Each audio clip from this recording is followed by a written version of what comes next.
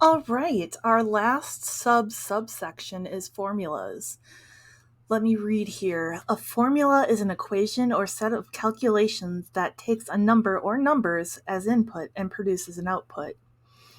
Another word for this would be a relation. Relations are also things that you take a number as an input and produce an output. We'll be talking about relations in the next unit. So let's take a look at our first example. The cost in dollars of mailing a large envelope weighing W ounces is calculated by the formula C equals 0.2 W plus 0.8. Find the cost of mailing a 3-ounce envelope. All right, let's do this. So weight is 3 ounces. So we have the cost equals 0.20 times 3 for the 3 ounces plus 0.8. So we simply take the formula and plug our weight into it. So let's go ahead and calculate what this will be. C equals 0.60 plus 0.80. So our cost is going to be $1.40. Find the cost of mailing a 9-ounce envelope. So this time, we're going to take our cost equals 0.20. This time we're going to multiply it by 9 because it's a 9-ounce envelope. Plus 0.80. Cost equals 9 times 2.0 is $1.80 plus 80 cents. And our cost is going to be $2.60 this time. So it's as simple as that. Most of these are going to give you a formula and you just plug those numbers in. Radio Cab charges the following rates for a taxi ride. There's a fixed fee of $3.50 plus a rate of $2.60 per mile. The total cost in dollars of a ride that's M miles long can be represented by this formula. Find the cost of a 5-mile ride. So we're going to take our cost equals $3.50 because no matter what, it costs $3.50 plus $2.60 per mile. It's a 5-mile ride, so we're going to plug 5 in there. So let's throw that in our calculator. $2.60 times 5 plus $3.50. Remember, our order of operations says we have to do multiplication first and then addition. And our cost is $16.50.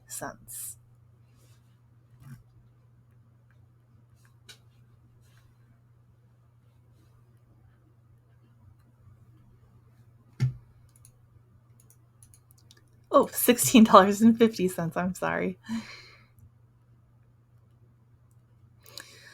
Find the cost of a 7.5-mile ride.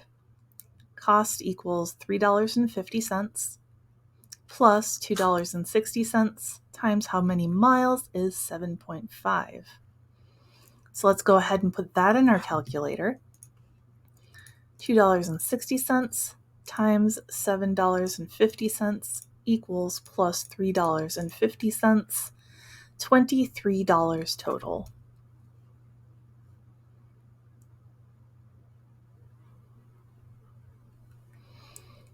Find the cost of getting in the taxi, then changing your mind and getting out without riding anywhere. So this means the number of miles is going to be 0. So we're just wasting the cabbie's time, essentially, and being charged for it. $3.50 plus $2.60 times 0.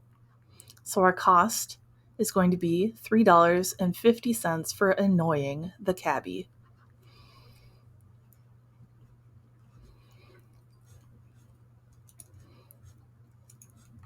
So you can pause the video for a moment and work on the student-led examples. They're going to be very similar to what I just went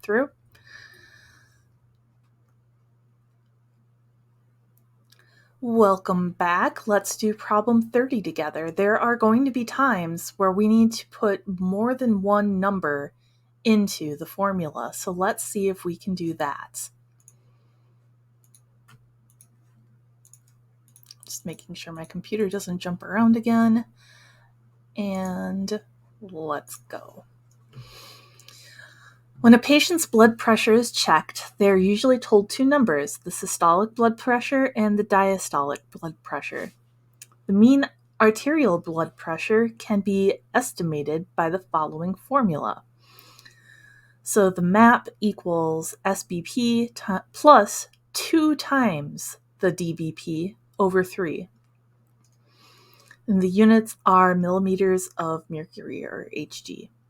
Calculate the mean arterial pressure for each patient. So one patient has an SBP of 120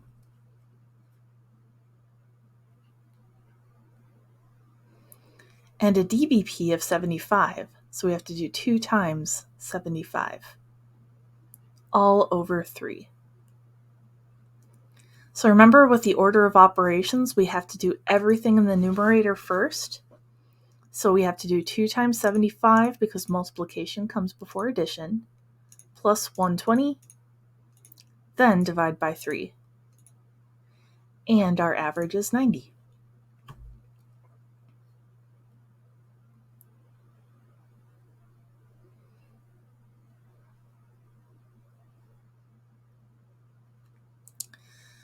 Our next patient has an SBP of 140 plus a DBP of 90, so 2 times 90, all over 3. We'll plug that into our calculator using our order of operations. 2 times 90 plus 140 divided by 3. This one is 106.6 repeating, or 106 2/3.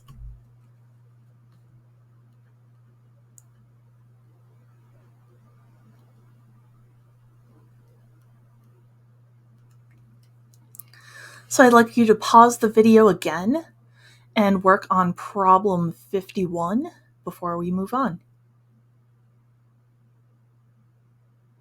All right, assuming you've worked on problem 51, let's look at problem 52. So in these ones, we're going to be looking at yes and no answers, but we're going to have to use the formulas to figure out if the answer is yes or no. In Australia, a chicken egg is designated as large if its mass in grams satisfies the following formula. The absolute value, that's what these signs mean, these lines are absolute value, of the mass minus 54.1 is less than or equal to 4.1. So let's look at egg 1's mass. So egg 1's mass,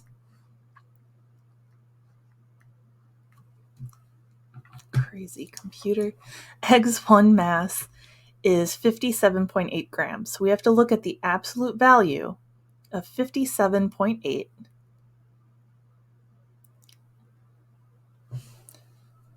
ignore that one, minus 54.1, and see if it's less than or equal to 4.1.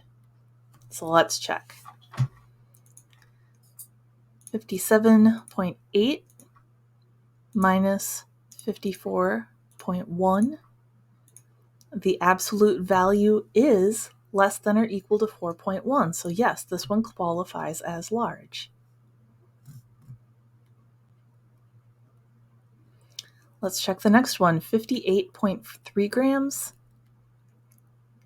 minus 54.1. Take the absolute value, see if it's less than or equal to 4.1. 58.3 minus 54.1. That one is greater than 4.1, so this one is a no, it's too big.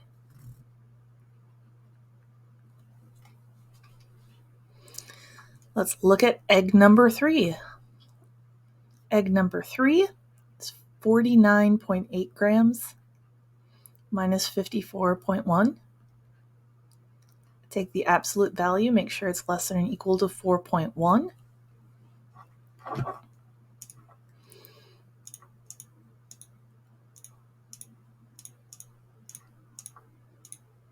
The absolute value is going to be 4.3, so that one is going to be too small, so no. And the last egg.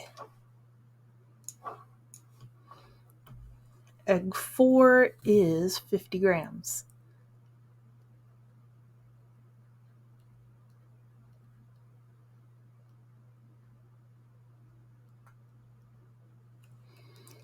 And that one is going to be a negative 4.1, but taking the absolute value is equal to 4.1. So this one is a yes, just barely. All right, finally, let's take another look at temperatures. So we have converted between Celsius and Fahrenheit in the past. We used this example during order of operations as a word problem. So let's take a look at it in terms of a generic word problem. The temperature on a cool day is 10 degrees Celsius. Convert this temperature to Fahrenheit. So we have a Celsius and we want to convert it to Fahrenheit. So we probably want to use this formula. I'm going to use the decimal side just because it's easier to type in a calculator. So we'll plug in 10 for Celsius, so it's 1.8. Ooh, too far.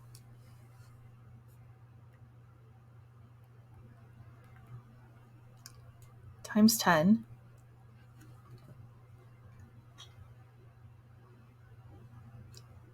My computer really hates me today. Plus 32.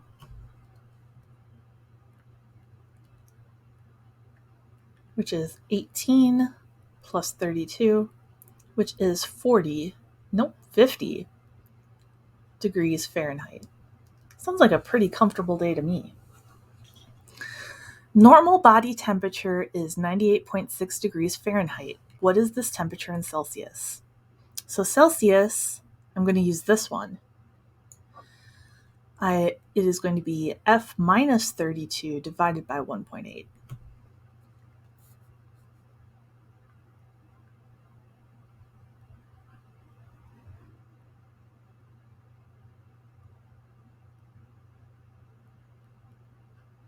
So let's plug that into our calculator and see what we get.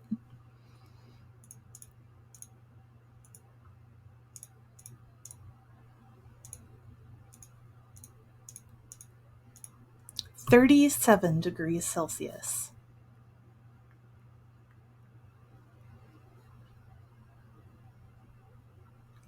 And that is the end of Unit 2. So go ahead, take a look at those student-led examples, work on your homework, and good luck on your Unit 2 exam.